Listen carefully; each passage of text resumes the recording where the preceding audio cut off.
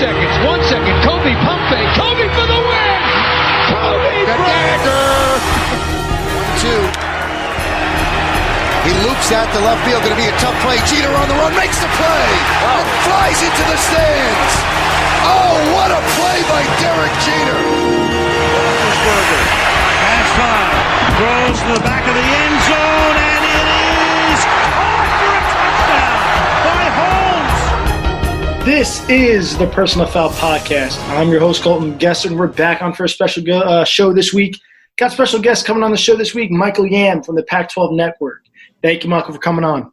Yeah, appreciate it, man. Obviously kind of a crazy time, but always good to talk a little sports. Yeah, absolutely. You know, it's a crazy time, as you just touched on, with the coronavirus and everything going on. Seeing some sports coming back, baseball coming back this week, thankfully. Basketball, the NBA starting the next week. But, man, oh, man, we got a good show for us this week.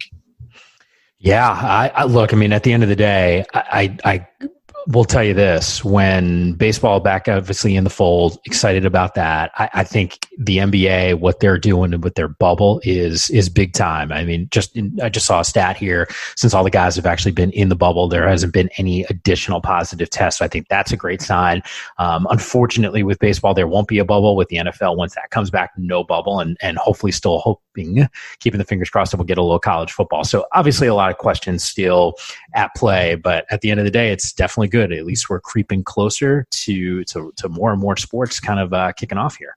Yeah, for sure. We'll get into the Pac-12 because I know that is your bread and butter. We're going to talk about some guy that just came out of the Pac-12.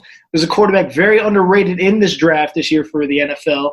Justin Herbert out of the University of Oregon. Had a great combine, had a great Rose Bowl against Wisconsin, had a great season at Oregon. Very underrated, goes to the Los Angeles Chargers. All the stocks and all the drafts, the mock drafts, had him going to the Chargers. It did fall that way. There were some rumors about the Dolphins liking him over Tua, but it might have been just throwing some bait out there for people to possible thinking they're going to fall back on Tua and get him later on. But it did not happen. Herbert does go to the Chargers. So what do you like about Justin Herbert as a guy you covered with the Pac-12 Network? And just tell the listeners what you expect from Justin Herbert here. Yeah, guy's an absolute monster. You mentioned the Rose Bowl and what he was able to accomplish. I don't think people really consider sort of his path. Number one, he wasn't a guy that was highly recruited. Grew up in Eugene, Oregon, used to go to Oregon Duck games. So I think from that perspective, for him, if you would have told him once he got onto campus that freshman year, heck, you're going to be, kind of on the roster, like that would have been a dream come true for him. And to see his development over the years has been really unique. This is also a guy that had 3 different head coaches in his time in Eugene. Remember, it started with Mark Helfrich there. In fact, I remember when Marcus Mariota had left the program, being up there on that campus. Helfrich was their head coach. We didn't know who the starting quarterback was going to be. In fact, the school gave us 3 guys on that roster to talk to about battling for the starting job. There's obviously a few guys that could have won it. Justin Herbert, though, wasn't even one of the 3 quarterbacks that the school had given us to talk to. So to see sort of the growth and development over the years is really remarkable. When he's on that campus, Colton, kind of an introvert in a lot of ways. And maybe that's overstating things, but he wasn't this super rah-rah vocal guy. In fact, the story goes with Helfrich that every single play when they were in practice, no matter what happened, Justin Herbert had to say something to someone on the field. That was Mark trying to get sort of that leadership and getting him more vocal, really at a sort of a younger age. And then you think about where he finished up in his career, his 3rd head coach, to see the turnaround. I think they had a 4-win season. If I'm not mistaken, maybe that freshman year. And then to see sort of where it lands, where in the thick of things, Pac-12 championship, a Rose Bowl win. So I think from a leadership standpoint, he checks a ton of boxes for people. I think the individual growth was really impressive. I think if you look at the statistics, which I think can tell you one story. I mean, the numbers in a lot of ways were really impressive, but I think people don't even realize one of the knocks on him after his junior campaign was a completion percentage, which that wasn't all that high. The amount of drops, though, that Oregon's receivers had that season was truly remarkable. I remember talking to the coaching staff. I think they told me it was upward of like in the 40s or 50s in terms of drops that they had charted. Now, every quarterback's going to have his wide receivers drop, balls throughout the course of the season, but the number was significantly high. And I can't help but think about some of those throws that were right on the money that would have led to touchdowns, that were caught in stride or missed or hit his receivers in stride while they were racing towards the end zone, and they just weren't completed passes. But I think the improvement that you saw a season ago was really significant. And I'm not surprised. I think from a measurable standpoint, his development physically over his 4 years at Oregon was pretty impressive. So once again, checks a ton of the boxes. Not surprised that he was a first round guy in that top 10, and couldn't be more excited for him as a person. Do you see him competing for that starting job with Tyrod Taylor? Where do you think he falls on that depth chart? Clearly he's going to be the number 2 guy, but where do you think he falls in the eyes of the coaching staff there? Do you think he has a legitimate shot to get that starting job week 1 if they do start on time? Yeah, I think you hit the nail on the head. I do think he'll end up starting as a backup. And by the way, I think that's actually a really good thing. By and large here, and I think we're seeing it at the college level for freshmen. I think we're seeing it at the NFL level for rookies, where there's this expectation, especially at that quarterback spot when you're taken, where you're not necessarily given a ton of time for development. I can't help but look around the league. Aaron Rodgers certainly comes to mind. Like, I think there's something to be said for understanding a system, getting some time to absorb things. People don't realize the jump from high school to college, from college to the pros, especially at a position like that. So I actually think he's in a great situation. I look at Tua's situation in Miami, where he's getting the keys to the car right away, which is awesome. But I do think that brings a different level of pressure. And I think for a guy like Justin Herbert to be able to develop, this is also a guy that was a biology major. This guy had a 4.0 GPA. Like, he's not, your prototypical, I hate to use the phrase the dumb jock. Like, he's a really intelligent person. So I do think he'll be able to catch on in terms of the playbook fairly quickly, but I do think there's going to be a learning curve for every rookie in the NFL. And for him to have the ability to not come out of the gate week 1, feel the pressure to have to be that starter right away in that opening game, to me is a real bonus for him. Yeah, I'm glad you brought up how intelligent the guy is, because he is a very, very smart player, Justin Herbert. I just touched on the 4.0 GPA. He's a smart guy, so I think it's going to be great to sit behind Tyrod Taylor, who's a smart quarterback. He's never really shown his full potential. You saw it in Buffalo. He brought them to the playoffs there. It just never saw the full potential. But Tyrod Taylor's a good guy to sit behind and pick his brain, because he's a vet. He's bounced around the league. And just to seeing the growth, as you talked on with Justin Herbert, I think the Chargers got a good player, and there's no reason to rush him in. Where Tua has even said he wants to sit. Tua said he wants to be a backup. I don't know if that happens in Miami, but Tua's talked about how he wants to sit behind Ryan Fitzpatrick there in Miami and, kind of feel it out. But I'm glad you brought up Aaron Rodgers. He's very similar, another Pac-12 guy coming out of Cal. He had that chance to sit behind Brett Favre, so see how it works out for Justin Herbert. Now we're going to go into some receivers here. Before we get into Juju, I know we talked about, I want to get into a little bit of Juju Smith-Schuster talk. I'm a Steeler fan. Want to hear what you got to say about Juju. Love me some Juju. But going into some other receivers from this 2020 class, had a bunch of them. Another guy they compared to Juju coming out of USC, Michael Pittman Jr. Monster. I was hoping Pittsburgh was going to get him. Goes to the Indies. It's going to be interesting to see that. We're going to get into him. Wavasky Chenault Jr. out of Colorado.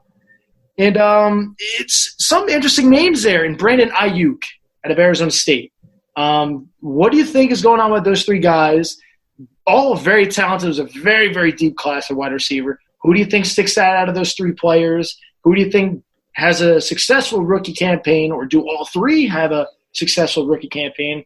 What do you got to say about those 3 guys? Yeah, look, I think the wide receiver spot for the NFL draft this past year was a loaded one. That was arguably the deepest spot in the draft. And wide receiver, the league and the Pac-12 in particular had so many great talented players. Now, Pittman, and I'll start with him because he was the first one taken off the board at that position. He goes to the second round, goes to the Colts. If I'm not mistaken, actually, I think he might be the highest receiver taken out of USC over the last 5, 6, 7, 8 years. Might even be longer than that. I think your guy Juju was 62nd overall when he was taken there. But Pittman is I remember having this conversation with David Shaw about this, the Stanford head coach who obviously has done a lot of draft analysis for NFL Network over the years. And I had asked him to talk about some of the wide receivers. And the first guy that he keyed in on was Pittman. There were so many instances. The Colorado game certainly comes to mind where he sort of carried the team. And that's hard to do as a wide receiver at the college level. Not to say that it hasn't been done, because it certainly has. But in these individual games, in these big moments, Pittman was able to deliver. There's no doubt in my mind it's going to be a great compliment to Hilton and Campbell there. I think he goes and falls into a great position with Phillip Rivers, or a great situation, I should say, with Rivers there. Like, there's a lot to like about Michael Pittman in this fit. I think what's really interesting is the Brandon Ayuk pick by the Niners and the Jags with Laviska Shenault. Like, with Ayuk, they're a freak. I mean, it's back-to-back years now that ASU has had a first-round wide receiver taken. N'Keal Harry was a monster, but I remember being on that campus with some of our guys that one former wide receiver played in the NFL in particular, who told me, like, he could not stop staring at the skill set that Ayuk brings to the table. There's so many unique things athletically that he can do, but on top of that, at his size, that's what makes him so special. You know, I think about the wide receivers and on that Niners roster, you know, Brandon Ayuk's the type of guy where, you know, if you're, you know, in that secondary, if you're a corner, I mean, hell, like, you're even a linebacker, you're thinking twice about that contact with Ayuk. He really is a physical wide receiver. So I think it's a great fit with San Francisco. But the guy, to me, who, had he not had to deal with some injuries, is Laviska Shenault. I would have been shocked. A year ago, if you would have said to me Laviska would fall to 42nd overall, I would have said you were crazy. I thought Laviska was a top 15 pick, freak athlete. Just there aren't many things that the guy can't do on the football field. You know, 2 years ago when he was rolling at Colorado, they started out of the gate, I think they might have been 7-0. And Laviska at that point at the wide receiver spot was starting to get some hype for Heisman consideration at the wide receiver spot. Like, that just doesn't happen that often. Laviska, I've seen him do so many special things on the football field. In fact, I made a special trip to Boulder. You know, our studios are in San Francisco. I went to Boulder to go and watch this kid practice, to see him in person. I watched him in the game that he got hurt against USC a couple years ago. To me, the physical nature and his size, his athletic ability doesn't seem to ever drop the football. He has this it factor. I can't say enough good things about what he's going to be to that Jacksonville squad. I think they get a steal with him. And, you know, this is also a guy that played banged up. He was dealing with that core injury for most of the year. I've talked to some guys that have had the surgery that he had. It takes some time, but he played hurt. He played in a lot of pain. And I think that also screams to his toughness. Yeah, those three guys are really, really good. I really wanted Michael Pittman to fall, and I'm sitting there, I'm like, all right, day two, let's see what goes on here with Michael Pittman, and he's gone off the board right away. I'm like, well, all right, well, there goes that idea. Goes to the Colts with Phillip Rivers, and I think the Colts had a really, really good second day. But we'll stay off the Colts there. But Austin Jackson, Steelers traded away for Minka Fitzpatrick. That pick goes to Austin Jackson. Surprise some people. Yeah. What do you think about Austin Jackson at a USC? Yeah, you know, kid's only 20 years old, so there's that aspect of it where, you know, he hasn't had a ton of football under his belt just because of his age. You know, at his size though, and the things that he's been able to do, you know, in terms of the measurables that are there. I mean, this guy that's running, you know, 5:07 40 time, you know, at what 6'4", 322. I mean, that's damn impressive. I don't know how else to describe that. You know, just once again, I think people were enamored and are enamored with sort of the size and the athletic ability that's there. I'm not going to lie to you. I thought he was a first round guy. You know, I didn't know if it would be 18th. Like, I thought he'd be later in that first round, but I think it also screams to the potential that Miami sees in a guy like Austin Jackson. And, you know, there's a little bit of a learning curve too, when you talk about, you know, a left tackle, you know, any of those guys that are coming out of college, and especially, you know, at 20 to be asked now to be a starter in the NFL on an offensive line, like, that's not always the easiest transition. And I would argue, you know, like, I think he might have some issues right out of the gate just because from an experience standpoint. I think there's some other players out there that might be more seasoned. That said, I think the upside and the ceiling for Austin Jackson is probably a lot higher than most of the offensive linemen that were taken in this draft. So I think that's the reason why he's a first-round pick. That's the reason why he goes 18th overall. Yeah, they got to protect Tua somehow, and they went out and got themselves a tackle with that Minkah Fitzpatrick pick. Before I go into Juju, I have a lot of people that listen that are Jets fans. Ashton Davis. I mean, there's a lot of talk in New York with them safeties. Jamal Adams, clearly the big name. Marcus May, another one. Sure. There's a lot of talk with Ashton Davis and a lot of pop. A lot of Jet fans are excited about him. What do you expect from him? So clearly you got some good talk about him. You sound like he's legit here. So just for my Jets fans, I know they want to hear it. Might as well have you talk about him. What do you think? Yeah, I actually, Colton, I didn't know. I didn't think he'd go in the third round, to be honest with you. I thought he might have to wait a little bit longer. That Cal defense they were dudes, man. I mean, that team was loaded with some really talented players. Now, I think Davis doesn't get the credit as much, at least in that defense, because of some of the other names that were playing on that side of the football. In the last couple of years, Cal's defense, you play for a guy like Justin Wilcox, that's you kind of have that defensive mindset about you. Now, Evan Weaver was the guy who was the tackling machine, and I think he might have even finished the year leading the country in tackle. So he took a lot of the headlines. But Davis athletically is as gifted an athlete as there is. Former track guy, so the speed is there, and also sort of this hard upbringing as well. I think he's had to overcome a lot of adversity in his life, just with some family stuff. And to me, I think he's a great fit for New York, especially because some of the issues they've had defensively. I know Jets fans have had, certainly for reasons that are fairly obvious with the wins and the losses, and more losses recently than wins. So a lot of holes to fill. But I think Davis, to me, in terms of some of those secondary players, I'll give you another example too, like Julian Blackmon out of Utah. Now he's coming off of an injury, but to be honest with you, like I would have felt like maybe Blackmon would have been taken before a guy like Davis. But I think when you look at from a speed standpoint, I think that's like the one thing that the Jets might have keyed in on with him. Ball skills are really impressive as well. But to me, I think the speed aspect of it is one of the differentiators. Sounds like a lot to look forward to as a Jets fan, especially with the rumbles of Jamal Adams and Marcus May there. Marcus May chirping a little bit, possibly wanting out. Those are some rumors. But now into the guy that I want to hear about. Guy that's possibly on his way out next season with the Steelers. I surely hope not. Juju Smith-Schuster.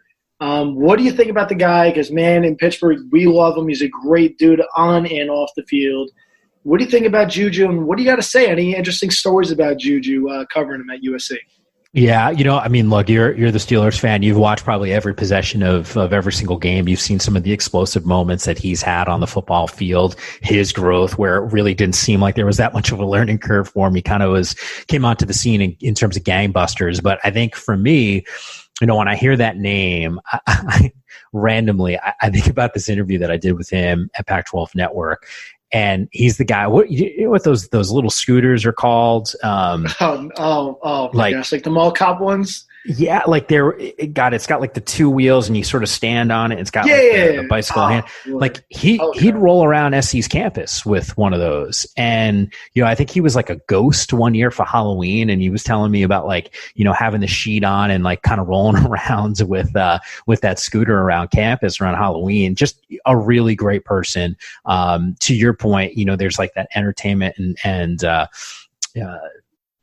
kind of gravitates the flair for the dramatic is maybe a good way to describe him. But my God, as a performer on the football field, one of the best in the NFL for obvious reasons. You see the size and the physicality, different than a Michael Pittman for sure. Just to, for any fans that are seeing those guys as comps, like I don't. Juju was a freak of nature, and I think a lot of it had to do with the physicality standpoint of it.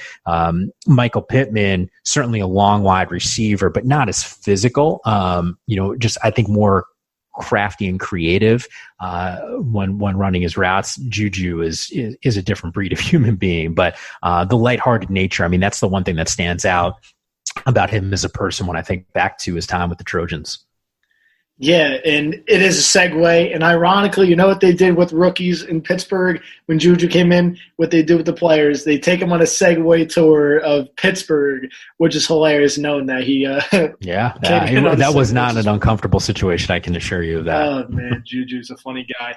But, yeah, it's very interesting. There's talks in Pittsburgh that he will be not back next season. I don't know, man. He was injured last season. It's very interesting to think with Juju. I love him. He's a young guy. People have to understand how young this guy is. He was the youngest player in the draft when he was drafted a few years back. And he's still young, and he's a number one receiver. He hasn't shown his full potential as a number one ever since AB left. He hasn't shown the true potential of being the number one guy. Also, at the same time last year, he was playing with Duck and Mason. Do you see Juju being a number one guy, or do you see him as like a 1A, a number two guy? What do you think of Juju? No, I think he's a number one wide receiver, to me at least. And I think your point on when AB leaves, sort of getting thrust in that role, they obviously have had some injuries, and I know you could speak to that probably more intelligently than I could as a Steelers fan. But to me, I think he's a number one. Once again, I'm going to circle back at sort of the measurables and just the physical stature that he has. There's not as many guys that look the way Juju does and are able to perform that way. Are you with me? I don't even look at him as like a 1A, 1B guy. I think he's straight up a number one. He's got the talent to be a one, man. Like I said, it's been different since AB's been gone. Same time, though, Ben wasn't healthy this season, so you couldn't see a legit step in Juju. As you just touched on, the physical attributes are there. One of my favorite highlights of watching his tape when he was taken at USC was his block. Holy crap. I don't know what team it was against. It was in the red zone. It was right around the goal line. Might have been Utah. He blew one of the D-backs up, blew him off, and it was crazy. Popped this guy on a cutback block, and he did the same thing to Vontaze Burfict, one of my favorite memories of Juju. Oh, yeah.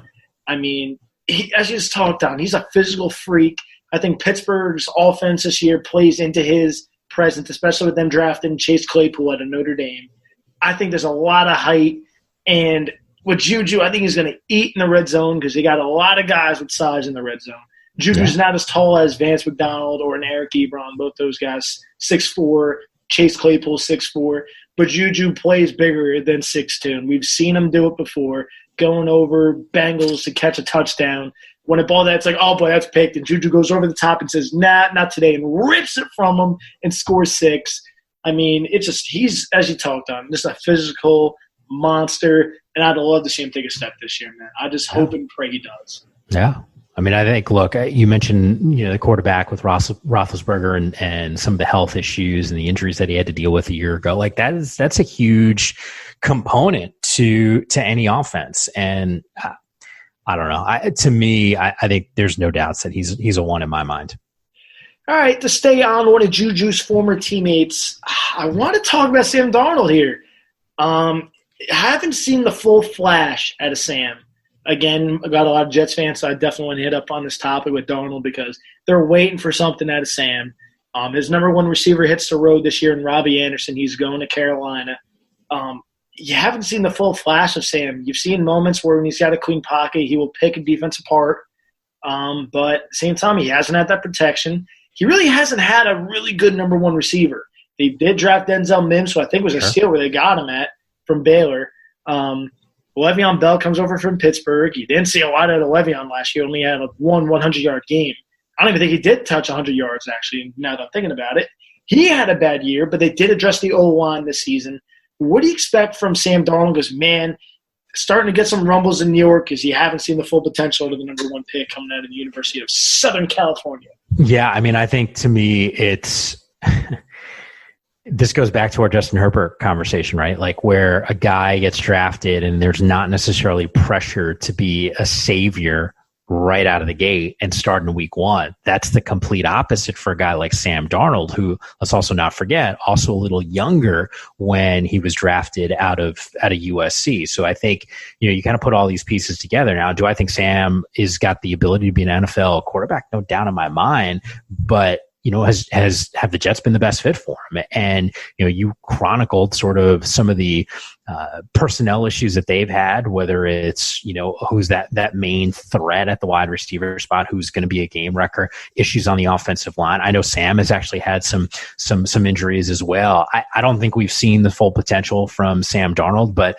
I also don't know if Sam Darnold if this was also the best fit out of the gate, and you could have looked at him as a guy that was going to make this massive turnaround for a franchise that's, let's be honest here, has had a lot of issues over the last few years or so. So to me, I still look at Darnold and I think the world of him. I think he's also got the potential to, with better pieces around him, to be highly effective. And right now, I still don't know if that's the situation with the Jets. Yeah, they're a very interesting team. I actually talked on a lot of issues there.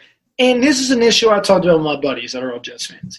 I tell them, you signed Brashad Perryman for, I think it was like $8 or $9 million this season, who didn't show much in Tampa Bay, might I add. He had those flashes when Mike Evans and Godwin were both out. But you got to figure that's when James was throwing to nothing, and that is an offense that forces the ball down the field. But he was productive when he was asked to, Perryman. But you're going to let Robbie Anderson walk, who is Sam's guy. We saw Robbie make some good plays there in New York, especially against the Steelers. He went up and against Joe Hayden, made a great play for a touchdown in the back of the end zone. And you'll let him walk over a few $1 million. What does that tell you as a franchise? Like, you're going to bring in a guy that doesn't know the playbook, and you're seeing it now with the coronavirus. He's not in training camp, so he's not able to get that work in with Darnold, where you had Robbie Anderson who had the reps with Darnold. It's mind-boggling. And they finally address the offensive line. They bring in a guy like a touchdown with Denzel Mims. Do you see him taking a step this year, the fact that they took care of the offensive line, they drafted Becton out of Louisville, they addressed the offensive line in free agency? Do you see Darnold taking a step where it's like, all right, this guy's a franchise quarterback because he's got to start getting paid soon. Those contracts are coming up soon. Yeah, I mean, I think it's, to your point, it's development of Darnold specifically, one. Two, some of the pieces around him that need to get better. But I think you're right. Do I think he could take a step? Yeah, no doubt in my mind. But how realistic is that? You talk about changes on the offensive line, like the cohesion. Is that going to be there? Are guys going to be able to be consistent threats and stay healthy during the course of the season? I think there's some unknowns right now. And, to be honest with you, I think it's more of like, hey, I need to see this happen before I'm willing to essentially buy in on it. Like, I love Sam, and I think that there's a great opportunity for him. I question the direction of that franchise. And as a guy that grew up in that area, and certainly I grew up in northern New Jersey, and I know the Jets franchise really well, and certainly the Giants, there's been some issues with some of the decisions, and the team has struggled for a really long period of time. And you almost worry about sort of like the mental aspect of it. Like, if you're playing for a franchise that hasn't won a ton recently, like, where does that put you when you're on that roster? Is it sort of like, all right, this is just kind of what we are, or do we break out of that? And I know they've tried to make some changes, and they've addressed it at the coaching ranks. They've addressed it now with personnel, especially this offseason. But to me, it's more of like, I need to see it before I believe it. You know what's crazy? Wasn't it Sam Darnold's freshman year when they played Penn State in the Rose Bowl, correct? That was that year? Best game, not his freshman year. That was his sophomore year when they played Penn State in the Rose Bowl? Man, that year he looked good, right? Was his sophomore year that he looked like a stud? Like, you knew clear-cut this guy was going to be the number one overall pick? Or was that his freshman year? That was his sophomore year, correct? Well, you got to remember that first year as a starter, Max Brown started the year for USC as their quarterback.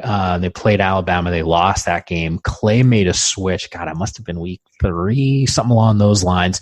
Made the switch, went with Sam, and then the rest is history. They start rolling at that point. But yeah, you're. I mean, Sam there's an it factor about him. I mean, just the poise in the pocket. There were so many throws that I can remember when he's out on the football field. Oh, you talk about that Rose Bowl game. I was there for him. One of the best games that I've ever seen in my entire life in person. Just some of the throws, those critical moments, situations where the pocket breaks down, and he just never looked lost out there. He's always had the it factor on the football field. Yeah, but the following season, this is where I had some questions about Darnold. The following season, he struggled. He struggled quite a bit. He had an interception problem. And that's where I was like, all right, this guy doesn't now look like a clear-cut number 1 overall pick here. You think that's played into it? He kind of hasn't looked the same as that last season that we were just talking about. I'd go number 1, lesser weapons at the wide receiver spot and a ton of health issues on that second season where there was, I think, a little bit more. Sam was taking on a little too much in that campaign. And if I'm not mistaken, that offensive line, God, I think Zach Benner was gone at that point that season. Like there were some big changes on that offensive line. In fact, if I'm not mistaken, like I'd have to go back and go through rosters and, but that was sort of like the beginning of the end, I think, for USC's gone now a couple years where there's been some issues on the offensive line. They just haven't necessarily looked like a Trojans offensive line that's dominating D lines. In fact, in a lot of ways, they're getting dominated. And if I'm not mistaken, that was that first season where I started to do a double take when you're watching the film and going, it doesn't really look like a USC offensive line that you've grown accustomed to seeing. Yeah, I mean, I still think he's got potential to be really, really good. I think, like we just talked on, Joe Douglas secured the offensive line. You got to figure when he was in Philly, what did Philly have? A good O-line. He realized he's got to protect Sam Darnold, or you're going to see Sam struggle, and he's going to get beat up in the pocket. So finally they go out and make some changes, and we're going to see what happens in the future with Sam Darnold.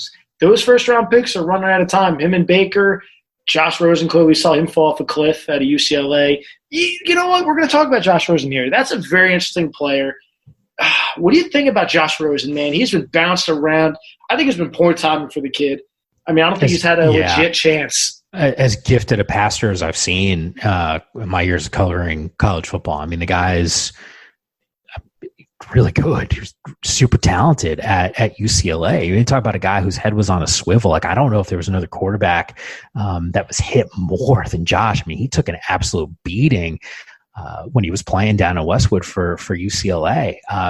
This goes back, and I'm going to bring this up again. I talked about it with Sam Darnold, talk about it with Justin Herbert. I'll say the same thing. The fit for Josh hasn't been great in his time so far, playing in the NFL. The Arizona situation, not a great fit. The Miami situation, not a great fit. And, I think he's, I don't know. That's a tough one because once again, I saw some of the throws that he made in college and my God, like guys haven't been able to at that level make some of the throws that he made. So it felt like he was going to have success, but you don't have good offensive lines. You go to a franchise that hasn't won consistently and has had some issues, and you don't have a serious amount of weapons around you. And I know that's easy to, or some people say, it's still Larry Fitzgerald. I get that, but it's not just about, hey, throw it up to Larry and figure it out. Like, once again, a lot of issues on that Arizona team. So I still point to fit, and I just don't think Josh has really gotten a fair shake.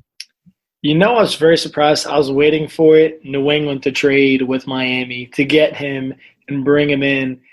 As you talked on, as we just said, I don't think he's gotten a fair share. I don't think he's got a legit chance and given an opportunity.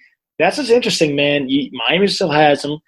That's what's interesting. Where does he end up? What do you think is a good team to go and sit behind? Because I think he needs a legit leader and a guy to sit behind and learn from. Do you see a team that sticks out to you like, hey, that team should go give a 4th-round pick, 5th-round pick? At this rate, I think Miami will take something for like a 5th-round pick, 4th-round pick. They'll take him. Do you see a team that sticks out like, you know what, they should throw a waiver at him and go try to take a shot on Josh Rosen for the future? Yeah, I haven't given that one much thought. I'm just trying to think about good situations where you feel good about, the quarterback room. Off the top of my head, I don't even know where I'd lean. Like, I don't think he'd be in a place. Obviously, I think a team that's rebuilding or it's already got a young quarterback. Like, to me, I think it's remake yourself if you're Josh, and that's fine. A home where there's a veteran quarterback, you're not expected to be that starter, soak up a little bit more. Maybe you get a couple extra years where you're not taking these massive body blows out on the football field, and you get some of that confidence back. So I think, to me, that would be the situation that would fit him the best. It sounds crazy. Again, Pittsburgh, I think the Steelers wouldn't be a bad shot for him. I mean, I think it comes down to a team that has a veteran, like a Detroit with Stafford, Atlanta with Matt Ryan, one of those teams with like a veteran presence where it's not like you're going to piss off Matt Ryan or Ben or anyone like that where it's like this guy's going to come in, he's going to take your job right away. I think he kind of needs that opportunity to learn and be a pro. Because, he hasn't learned to be a pro. We're all talking out of college how bad of a guy he was and the way he handled stuff in Arizona. But then when he got traded in Miami, kind of seemed to settle down a little bit, and he showed some maturity. I just don't know. As we just talked about, I don't think he's gotten a fair share. Yeah, I just hope he gets that opportunity to try to get some of that confidence back. Because I would imagine with some of the issues that he's had in the NFL, there has to be a little bit of a confidence hit. Yeah, I got to feel like that is big with a guy like him. He had a lot of swagger watching his tape at UCLA, a lot of swagger to him. Kind of like, I wouldn't say cockiness, but kind of like a Baker, but not as showing and bad as Baker. But kind of had that like swagger to him, and he hasn't had the opportunity to get in a rhythm anywhere and kind of bring that swagger out. I'm with you, man. I'm with you. To wrap things up, I mean, again, you cover the Pac-12. What do you expect here from the college football season? Is there any rumblings? I was just reading up some players possible boycotting of the Pac-12 this season, not playing. What do you think is going to happen, and what are you hearing about with those players with the rumblings? Yeah, I kind of looked into those comments. Like, I mean, I've reached out to enough people now, and no one's willing to go on record to talk about it. So I think you're referencing the Rudy Carpenter tweets. Look, I mean, that came out a couple days ago, and I haven't seen any reporters sort of run with that or come up with a secondary source to try to validate those claims. Because to be honest with you, if there was a lot of validity around it, I would imagine that's a major story that'd be out by now. So I don't know how much I buy into the thoughts about players in the Pac-12 boycotting or 50-50 reps share like that. I don't think that's realistic. I think big picture college football, I mean, I'm cautiously optimistic we play, but keep in mind there's no bubble right now for college athletes like there is with the NBA. I do think it's a different deal. We were asking college kids who aren't getting paid to go out there, and the health and safety of those student athletes, I think, is got to be first and foremost the most significant thing. And I'm not saying it's not, but as you're seeing cases that are surging in California and Arizona and Florida, that's affecting multiple conferences. And I don't know. I'm keeping my fingers crossed, and hopefully it starts trending in the right direction. I think the all-conference schedule that the Big Ten and the Pac-12 has decided to implement is a smart one, where you're able to control and contain safety protocol amongst your own schools, and then adding, an extra conference game.